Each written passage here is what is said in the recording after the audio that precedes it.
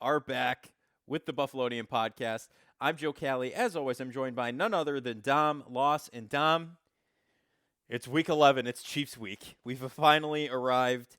The undefeated Kansas City Chiefs are rolling into Orchard Park this coming Sunday for CBS's prime time at 4:25 p.m. It's a big week, potentially for maybe the standings. I know the Chiefs might not lose another game, but the Bills being able to go 9-2 and take down the undefeated Chiefs could have some repercussions on where they end up at the end of the season. But I guess before we dive into some X's and O's here, on the surface, you nervous? What are you feeling like here going into this matchup? That's a good question. I think excitement. I'm not really. I mean, I'm going to say nervous, not nervous until It's like a 10 nervous minutes before excitement. kickoff. Like it's a little mix of the both. Yeah. I mean, I did last night. The NFL Throwback YouTube channel usually does, one kind of throwback game a week on a matchup. So like a couple weeks ago, the Falcons and Carolina played, and they did like a throwback matchup to 2013, so like a 30-minute highlight clip of it. Yeah. Of course, this week's was the 13-second game. How could it not be? And everyone's comment under it was like, "This is now a throwback game. I feel so old."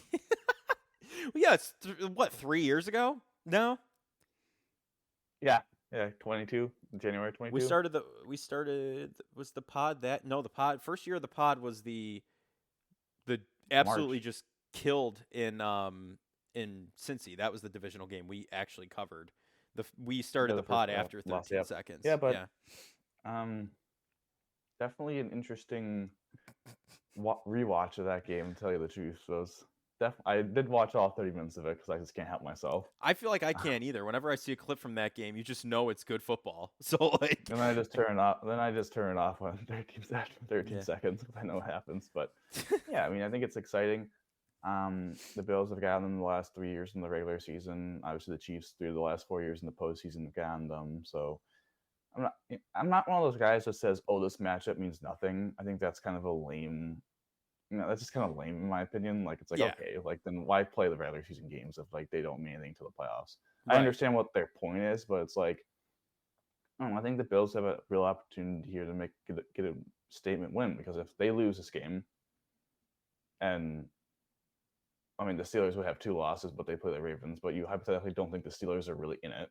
right? Like there's a real chance that the Chiefs are 3 games clear of everyone in the AFC.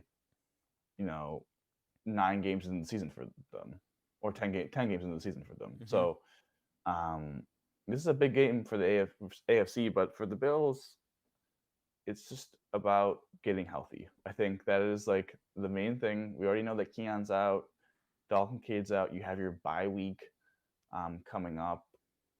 Does Spencer Brown with the ankle is questionable play? Does Amari Cooper with the ankle, not the ankle, excuse me, the wrist questionable play? I think it's all about the matchup, hopefully, maybe against them. We'll see in January. Right. The health of the team there. But yeah, this is an exciting game. I mean, CBS has like every day had a different like post about it. This game will feed families. Yeah, they're just monopolized coverage of Bills Chiefs, any matchup between the two teams. I can't remember what the other game is, but there's only one, like, I think it might be like Falcons Denver, Falcons Broncos, maybe the only like 4:00 game. Yeah. Something like that during that time window. It's on Fox, so it's literally like pretty much a standalone primetime game. Yeah. That is Tom Brady on the call for that other one on Fox? Probably, right? The late probably window? Not. I'd assume that they want to be at 1:00. Yeah. No, I'm excited. I look forward to these two teams matching up. You've heard them all week through interviews, Josh Allen being asked, Patrick Mahomes being asked, just, what do you think of these two guys? They're like, we're friends, but, in the season we don't really talk all that much because we're direct competitors, so which makes a lot of sense. And it's never a dull moment matchup-wise between these two teams. It's always something exciting and something good to look out for. So that all being said, what do Josh Allen... I have one question for you before we start. All right. What's going on? I think GR tweeted this out. Yeah. What one player current in the NFL would you put on the Bills roster? Yeah, I knew. Like, current player anywhere in the NFL? Anywhere. Any of the other 31 teams can be on the Bills roster. It's kind of a rough split for me. I struggle to choose between the two. One of them's Max Crosby, the just for defensive line talent, right? The other one I would say is a wide receiver. It's not Gabe Davis. Don't want him back. I would say, truthfully, his name is escaping me right now. I don't know why. I'm having the most senior moment I possibly could have. Give me. Oh my God, lost it. Who? Well, You go and let me just think about this for a I'll second. tell you, there's 3 players that got brought up, and they were all very interesting to me. Okay. Well, three of the main players. One, Justin Jefferson, wide receiver, best wide receiver in the NFL. Jamar Chase would be cool. Is the one I would say. Yeah, would be cool. So I can understand that one. Chris Jones, because D tackle. I like Crosby, but I think D tackle is a bigger need than edge with the way Gruden is playing and Von playing well, and you still have AJ and some good depth guys. But the most interesting answer I saw, and the guy actually explained it not terribly, which I was intrigued by. Okay. Patrick Mahomes. Oh God. And does he have Allen lining up as a tight end? Like, what's happening? But everyone was like, "Why would you do that? We have Allen. Like, we need like someone who can actually improve the team." And his answer was simply, "Because Patrick Mahomes would not be on the Chiefs then." Just sit him on the bench. Just rot. And I was like, him. honest to God, that might be it, because it might not. It's not. It wouldn't improve the Bills. I mean, maybe marginally if Mahomes and Allen are so close, but it would hurt the Chiefs so much, your prime competitor. Yeah. I was like, that made a lot of sense. I'm sorry. I think that might be the answer. If there's any contract negotiation in the future, that needs to be brought up. Brandon Beane needs to be like, all right, what can we do? What can we do here to really take him down? You know what? Let's sign Patrick Mahomes to the highest paid quarterback contract in the NFL and sit him on the bench. Have him play behind Josh Allen and take him away from the Chiefs. I like that. I'm just saying, I was like, you know what? Kudos to that guy, because that was a unique answer, and he actually was able to defend. I like everyone else is like, that was a stupid point. Like, that doesn't improve the Bills really that much, but it hurts the Chiefs a lot, because then they would be starting Carson Wentz, and so then you'd have to beat Baltimore in the playoffs to get to the Super Bowl. You basically have the same team you are now, and if you feel confident about winning a Super Bowl with the team that they currently have, yeah, you hurt the Chiefs. You kill the Chiefs' chances pretty much. Your main competitor. I'm sorry. I was like, dang, that has to be it. Yeah, and you're right. He was able to defend his pick too. That's a big. Let's go on to the actual game. I thought that was interesting. Yeah, no, very interesting. So, what do Josh Allen and the Bills offense need to do to solidify this victory? What are we going to say here? Start fast. That the thing we've been saying all season. Maybe get underway quick. Go right down and score. Don't stall out. Execute well. Against the Colts, there were just a couple dumb mistakes, right? Try and limit those. I'm sitting here, again, like every week we say, try to limit this stuff. You got to start fast, like we're the experts. But, I mean, we just watch the games at the end of the day, and we're not out there on the field. But you can't let this Chiefs defense get the best of you early. Like we talked about, we did a little preview on Tuesday. They're strong up front on defense, right? Chris Jones, like you just said, it's a player you'd bring to the Bills. The offensive line needs to be working hard to keep Allen safe and open up some holes for the run game, because truthfully, I don't think the run game is going to be the biggest thing to contribute to victory for the Bills. I think it's going to be Allen passing to whatever receivers open, Curtis Samuel, Khalil Shakir, but against this Chiefs D-line, I think they're more of a run-stopping team. So I think you're going to see more pass catching than anything with a limited receiver group. Keon Coleman, out. Dalton Kincaid, out. Amari Cooper, questionable still. We don't know if he can catch a football. Like, we're still waiting on that. It's going to be tough. You're going to be playing down a lot of guys who are big in the pass-catching game, but you're going to have to play a passing-heavy game, in my opinion. What do you think? Yeah, I think the Chiefs are one of the best run-stopping teams in the league. Yeah. So I do think it's going to be – I mean, they can't abandon the run. They're going to have to find unique ways, though, to run the ball. Do you do some fancy end-arounds to Shakir or Curtis Samuel? I think this is a game where we see a lot of design Josh Allen runs. They get him on the edge of the defense. Yeah, I mean, they're going to have a hard time running the ball, but they're going to have to keep grinding away and trying to wear down this front. and hope that your improved offensive line can be able to get the job done. The most important thing for the Bills is very simple on offense. There's really two things. One, well, I guess three things. One, don't turn the ball over. You can't afford to turn the ball over and waste possessions with bad turnovers, especially in the red zone or in your own territory. Two, they have to win on first and second down. Right.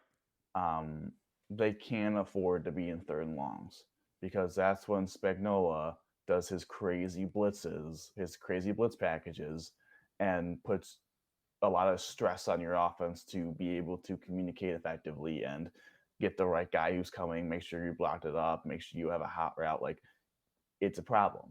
They're one of the best blitzing teams in the league because of his packages, and they do a lot of it on third and long to get you off the field. So the Bills cannot be in third and long. And three, the Bills just have to chew clock. Yes. It's like a college football. Immediately on the settings, put on chew clock because that's where they've had success. Making these close games against the Chiefs. I think you look back to, I know they lost the game in the divisional round, but that Bills defense was banged up and didn't get a lot of stops throughout that game. But that defense is only on the field for 23 minutes because the Bills offense was on the field for 37. Yeah. And that's kind of, I think, a good formula is that if the Bills can kind of be able to run the ball a little bit, win on first and second down, convert on third down, be aggressive on fourth down, not turn the ball over, and possess the ball, take Mahomes off the field, I think that's a big, a way to have success in this game. And then finally, I don't know. We're gonna see. Hopefully, Cooper plays because I think he could put. I think we saw Cortland Sutton give McDuffie some problems last week. I think Cooper could do the same to him this week if he played. But Yeah. I mean, Shakir's just gonna have to be the Swiss Army knife again. Mm-hmm. And our boy Matt Collins might have to catch. Might have to be that X factor again. Might have to catch a big ball down the stretch, game on the line. Maybe you're forgetting Dawson Knox though. He could be a big contributor in this game as well. True. Dawson Knox, the Chiefs do not have not guarded tight ends well all season long. And a lot of people, previewing this matchup before the Kincaid really, not to say news because everyone knew he was injured before last game. Right. Not knowing if he's going to play or not, kind of a deal. Mm-hmm. Everyone was like, man, this could be a big matchup coming up for Kincaid against this Chiefs defense because they do not cover tight ends well. And that opportunity has now come to your boy Dawson Knox. It has. So, and Dawson Knox has had a history of catching some big plays against the Chiefs. Had the game-winning touchdown 22, long touchdown 21, had the opening touchdown the 2020 AFC Championship game. So he did, yeah. Dawson Knox has had his fair share of success against this Chiefs team throughout the years he's played. So it's his time to shine. Yeah, I mean, this is why we pay you so much money. Yeah, exactly. He's gonna be like, listen, to all the haters out there, this is what I've been getting paid for all along. This game right here, Week 11. But no, I think it'll be interesting for sure. But the defense, the Bills' defense, we talked about this a little bit on Tuesday too. Kansas City's interior offensive line is nothing to scoff at by any means. The Bills, they're gonna have to really seal that up. But their tackle situation on the outside is where you're gonna see Von Miller and Greg Rousseau having a field day. Maybe AJ Epinesa, he likes to get involved sometimes and get a little frisky. But I truthfully look at this and say, yeah, this game's going to be one up front. It's going to be pressuring Patrick Mahomes, making him uncomfortable in the pocket. He's going to scramble around. He's going to make unbelievable plays. You're playing against not a mirror image, a slightly better mirror image of your own quarterback, right? I mean, he puts the team in a position to win in games they should not win. And you're going to have to deal with that. But getting pressure on him is step number one. Of course, you're going to have to contain Travis Kelce. That's always a big part of the matchup with the Bills and Chiefs. But I think you make Mahomes uncomfortable, move around in the pocket, outside of the pocket. That's step one into disconnecting that offense as a whole. What do you think? I think the Chiefs are going to have a very similar plan to the Bills. The Chiefs run the ball, do not have a lot of explosive runs. They're 32nd in the NFL in explosive run rate, but they're fourth in success, or top 5 in success. This means that they run the ball very well for 4 to 5 a pop. They're just not going to break it for 15. Kind of a grind you out kind of style of this offense. And I think we're going to learn a lot about this Bills defense coming in after this matchup, because the Chiefs up front, as you alluded to, with Trey Smith, Creed Humphrey, and Joe Tooney, like those three are Pro Bowl, all pro caliber interior offensive linemen. And Mm-hmm. we've been talking about, dude, man, the interior defensive line has struggled all year, and I think the Chiefs are going to really run at them and really challenge them to make plays in the run game, and they're Yep. going to have to, because we could be in a situation where Josh Allen is only on the field for 23 minutes, like Patrick Mahomes was. Like they could possess the ball for that long, especially if Mahomes takes care of the ball. So it's going to have to be a big game from Von Miller. You're going to have a big game from Greg Rousseau, AJ Epinesa. Like those edges have to impact the passing game, and then it has to be a complete team effort in the run game. I'm not going to, and I believe in the secondary, having Taron back there. Safeties, we'll see. I mean, they're going to probably get tested. Yeah, the ball hawking Um, safety and DeMar Hamlin back there. yeah, but I would say a little concerned, not a lot concerned about this interior defensive line, because we saw it last year in the divisional round. Mm-hmm. What really lost the Bills the game is that Ed Oliver got complete. They double teamed Daquan Jones, and they let Ed Oliver go 1-1 with Joe Tooney, and Joe Tooney didn't lose a single rep. Mm-hmm. Yeah. And that was a big reason why the Chiefs were able to win that game, is that they just dominated the Bills' interior D line, and they couldn't get pressure, and they're going to have to. Like I don't know what to say. Like if they don't, the Bills have no chance of winning the game, nada, because they won't be able to stop them. And this is a offense that is not one of those prime Chief offenses. Like they are vulnerable, but their strengths kind of align a little bit with the Bills' weaknesses a little bit. So I don't know. It's nerve wracking, but Yeah. again, the best player on the field is going to have to be Greg Rousseau. Yeah. He's your best run defender. He's going to be able to get south of run, and he's going to have to, whether he's against, Vaughn usually runs against the right tackle, so that's going to be Taylor, but he's going to get a lot of reps against that left tackle. Either it's going to be the rookie or Wanya Morris, and both of them are trash. Like, it's just simple as fact. Yeah. Like, they aren't good. Yeah. So And that's been a problem with the Chiefs all season long, has been that position. And the Bills have to take advantage. If they don't get production from that side, again, they don't have a chance. no, you're absolutely right. I mean, we talk about Josh Allen putting the cape on. It's time for Greg Rousseau to don the cape and wear it proudly on the defense this week. But moving to X factors here, spoiled mine a little bit. I think Dawson Knox, like you said, the Chiefs historically they're not great at guarding tight ends. The Dawson Knox has, like you said, had a history of kind of cutting up the Chiefs having some big plays, and I think that's going to continue, especially in the red zone. I think Knox is going to be a big target in the end zone. You're looking for a big target who's able to kind of jump for a contested catch, bully his way into a touchdown. That's going to be Dawson Knox, and without Keon Coleman, without Kincaid, he's going to be your big guy in the red zone. Give me Dawson Knox as my X factor. What about you? What do you got? I think my X factor is going to be, well, first it's Matt Rice's revenge game. Oh The Punk yes, God, you're right. I totally forgot about that. the Punk God returns. But I think the X factor is not. I'm not saying a player. I'm saying the kicking game. Tyler Bass has gotten confidence kicking the 61-yard field goal. He's been used to kicking in these Buffalo conditions, right? Mm-hmm. Spencer Schrader now is kicking for Kansas City because Harrison Butker is on IR, and I think he's going to be tested because it's very hard to kick in Buffalo. And knowing Schrader from his times in Notre Dame as being a fan, he has what I like to call leg arrogance, which is he can kick it really high and really far, but he's sometimes not very accurate. And I think the wind could play a big factor in his performance. And if he slips up and Tyler Bass comes through, I think that those points may be the difference in the game. So I think the X factor of the game will be who, the kicking operations from both teams. Yeah. Um,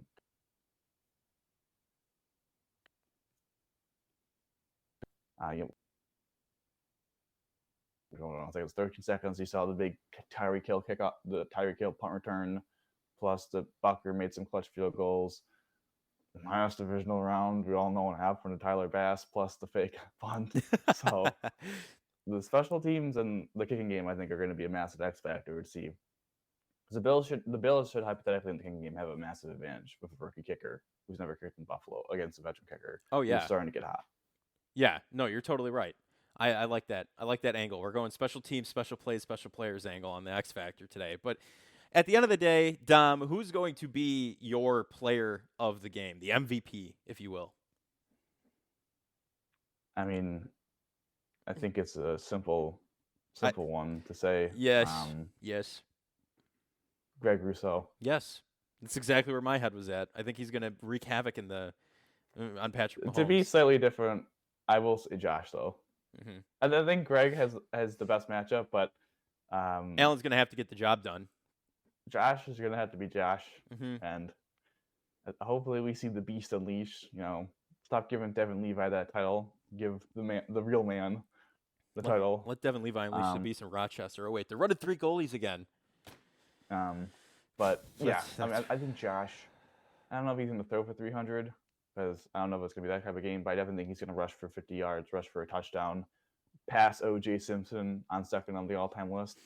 And I think he's 3 touchdowns behind either tying or I can't remember if he's tying or breaking Jim Kelly's total touchdown record, but I think he's going to break that as well. Yeah. So I think 300 total yards of offense, 4 scores for Josh. I like it. I think we see a hurdle as well. He kind of likes to do that against the Chiefs. A couple instances of those. So, listen, it's going to be a good game. I think it might come down to it. Moving to predictions here. As much as I want to not be a homer, I think the Chiefs have looked beatable this season. I think they've taken games down to the last minute. This is going to be a close one. Maybe Tyler Bass has another winner right at the buzzer. Another big kick right at the buzzer. Who knows? But the Bills defeat the Chiefs 34-31. I think it's going to be close. What do you think? I got the Bills winning 29-28. Oh, a close one. What is that? A safety happen or like 2-point conversion or what happens? They go for 2 on the final game-tying touchdown with 5 seconds to go. That's awesome. If that happens, I owe you a bag of chips, whatever you want, party size. Okay. If that happens, we'll put that in writing. Yeah, we'll get it done. But without further ado, it's Chiefs Week. That's going to wrap up this edition of the Buffalonian Podcasts, Betting on the Bills.